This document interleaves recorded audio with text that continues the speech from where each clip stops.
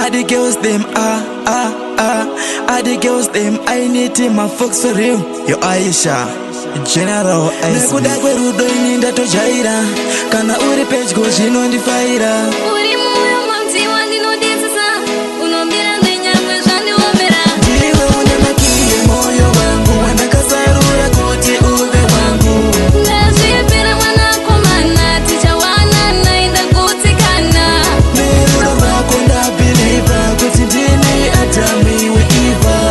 Andidine mwanakomana nyangwe mukova ndinotevera. Mari mwana makanaka ende muri imwe type dai uri chikafu uri yangu step foot. Mwanakomana unondikonera kurarama usipo zvondiomera. Ndiwe wandakazarurove yangu ngirozi handina kukuwana nyore zvakatora time. Azvivaraidzi kana usipo boyfriend ndiwanoraramira. Ndiwe une makiye moyo wangu wandakazarura kuti uve wangu. Ndazvipira mwanakomana tichawana naenda gutsikana. Nerudo rwako ndabhiliva kuti ndini Adami weEva.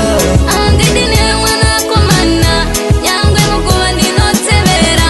Ndaimera mapapiro taitambira tiri mumakore. Amai uyai mondionere nerudo ndoita sepere. Unondizadza nemufaro kana ndakasuwa ndonyemwerera. Wakapinda mumoyo zvizere kurarama usipo ena zvigone. Ndiwe une makiye moyo wangu wandakazarura kuti uve wangu.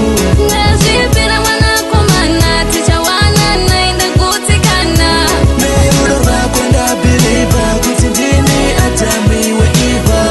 Andidine mwanakomana nyangwe mukova ndinotevera. Bandishore bandiseke uri wangu kele ndazvipira. Uyemurika mwanakomana ndinyareka kufamba newe. Pauri ndagutsikana nekuda kwako ndadzikama. Aizvaipfira wanditora ndagara ntori pedyo newe. Ndiwe une makiye moyo wangu wandakazarura kuti uve wangu. Ndazvipira mwanakomana tichawana naenda gutsikana.